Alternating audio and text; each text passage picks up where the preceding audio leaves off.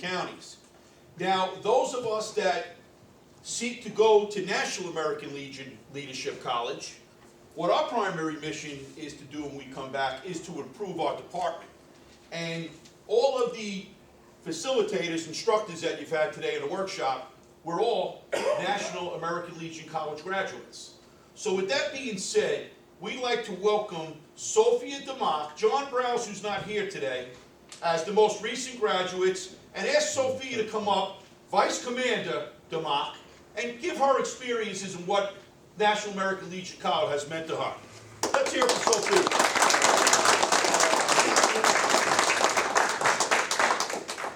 First of all, I'm used to a podium, you know. There's no podium here for me. But thank you, and I want to thank the state of New Jersey, Department of New Jersey, for letting me go to National American Legion College. It was a true honor. So everybody's making jokes. We're graduates, right? How many graduates do we have here? Okay, great, awesome. No, but it's not about the gold shirt. Yellow. Okay? Gold. Gold shirt. It's not about status. Okay?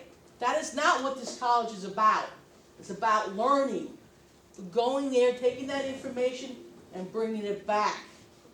So you guys can be better leaders or influencers, what Joe Imparata says. You know, you guys have to be effective leaders and make the change and tell people what you learn. If you don't do that, if you just sit there and say, I went to Legion College, now I'm a national graduate, it's never going to work. Okay? This class, great class, run very well. Jack did an awesome job. My committee, and all of you Jack being did here. the committee, and it shows. But I take Legion College, and you guys are very proud of it. I'm proud that I went. It's long hours. It felt like I was back in basic training. So you got up early. You had to be in class by 7:30. Couldn't be late. You know, if you were late, things happened. Can't tell you what, but things happened if you were late. I was never late. It was working lunch.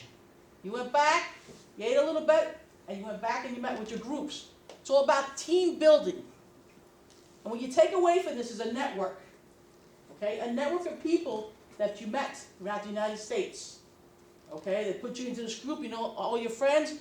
Some of these people already reached out to me, going to visit me at Washington Conference. You know, they're going to visit me. But it is a good opportunity to go down there if you're willing to take that knowledge and teach somebody else. If you just want a shirt and status, then don't go to this college. This college is not for you. Okay? You have to put in the work, the time, and be there for anybody that calls you any time of the day. I mean, that's all I have to say. Like I said, long hours, you got to get working lunch. You don't have a break. You work through your lunches. You order your lunch even in the morning. You have to be in class at 7:30, so you got to eat your breakfast before you get to class, and so on. But it was 5 days. They paid for everything. It was a great experience that I had. I learned a lot. They had awesome instructors. The dean was excellent. I mean, I really liked that class also. But it was many hours of hard work. So if you want to go, want to put into it, it's open to anybody. You know, it's up to the leadership, to the committee, whoever selects it. I don't know who selects how anybody goes, but put in for it if you want to make a change and you want to move up the ladder. Any questions of me? Okay. Meow. All right, well done, well done. Thank you. Okay, our last speakers are going to be our veteran service officers. I'd like to invite Ken Connors and Judith to come up. And they're going to go over some good information with you that you can pass to your counties and your posts. Answer any basic questions that you have, but let's be mindful of the time. What we're going to do is, the goal is to end the meeting, the workshop at 1600, and then what we're going to do is we're going to have all of the facilitators come up here, and we will remain here as long as you want to answer your questions. At that point, if you want to leave, you could leave, but also we ask you to patronize the post if you want to stop in to the bar and have some camaraderie. Okay? All right, with no further ado, let's hear it for our service officers who do a great job. You have the floor. committee for inviting us here. It was a very informative session, and it shows the progress that the Department of New Jersey has made.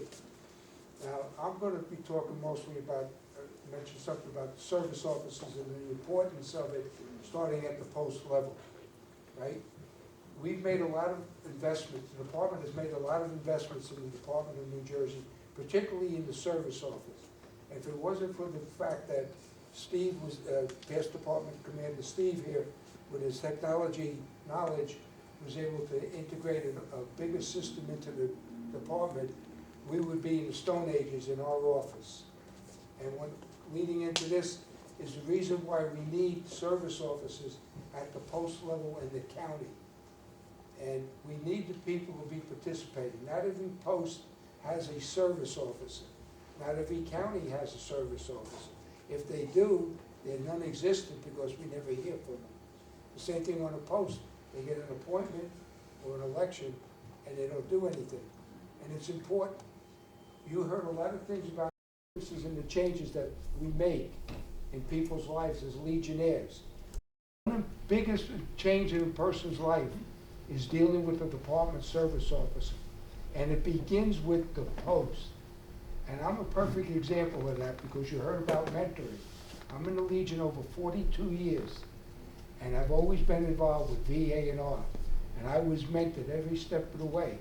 I worked a full-time job and took on the responsibilities of a post-service officer, later on a county service officer. And when I got ready to retire, I got the position as assistant up there.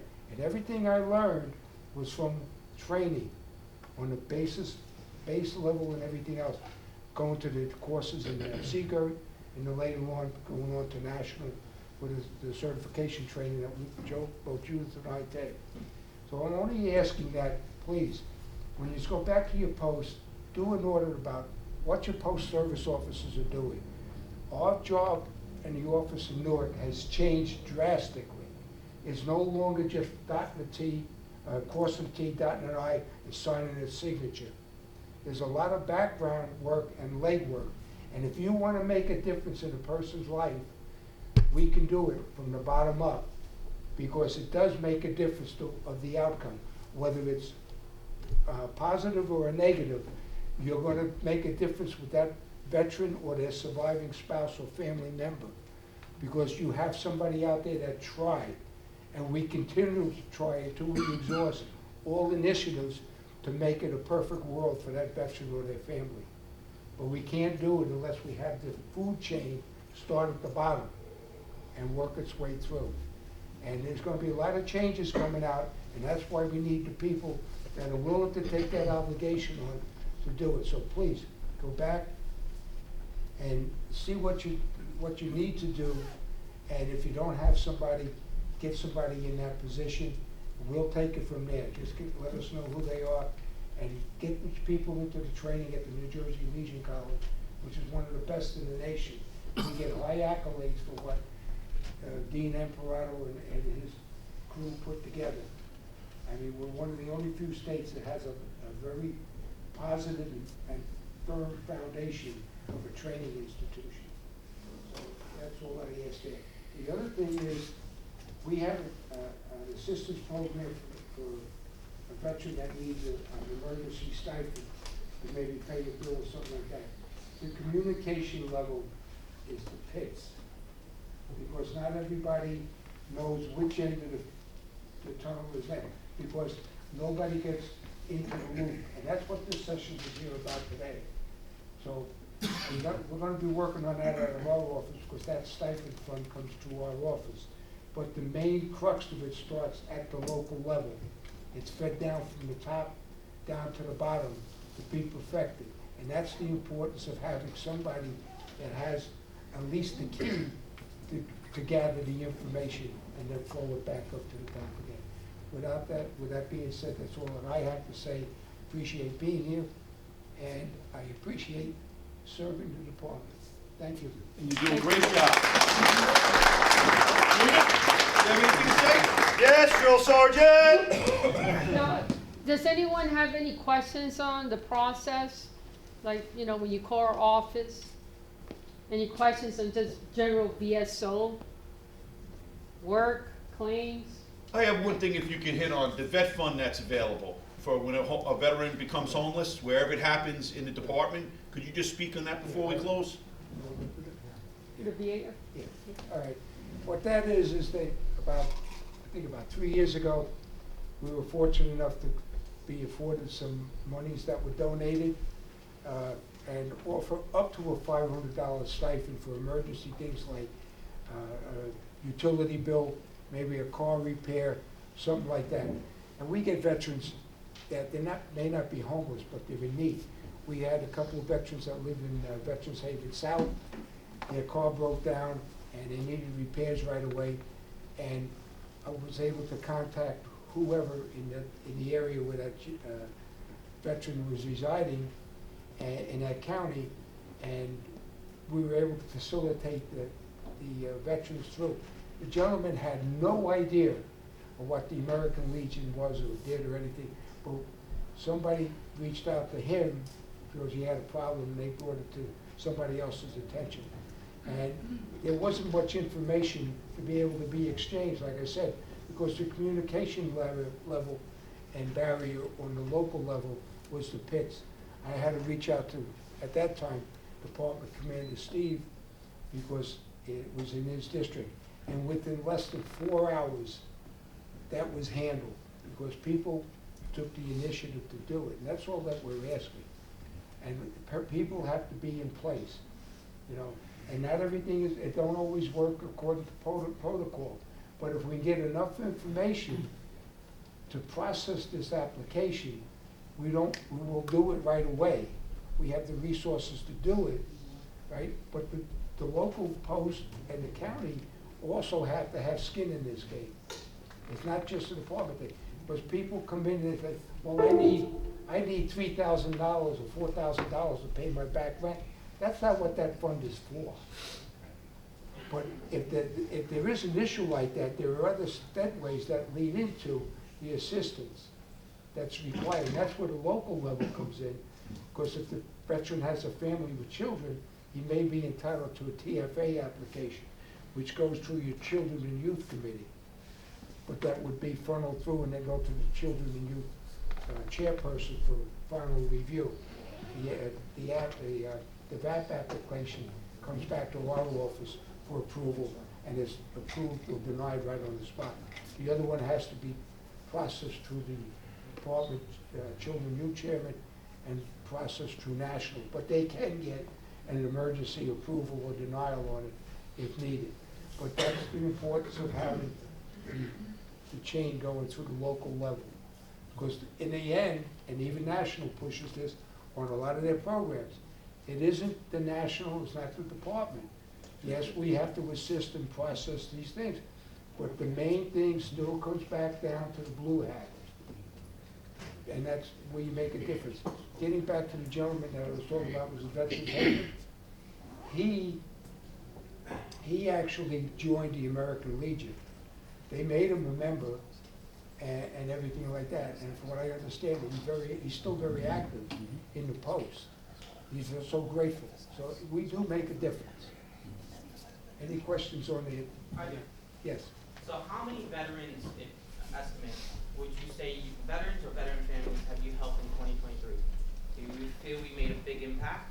Doesn't have to be estimated upwards of 200, whatever it is. Well, the thing Do is, we make a big impact? well, yeah, we do, because if you can get a person, and it could take a lot of pressure and stress off their mental Yeah. condition too. And if they have a veteran that's, has some serious issues that they may be service connected for, or that, you could really turn that whole thing around for them. And even just processing it or contacting them right at the very beginning. That's the importance, is that contact. So that's basically the beginning of B1. Because what you do does have a big effect. And you talk about membership, we get it all the time, am I correct, Judith?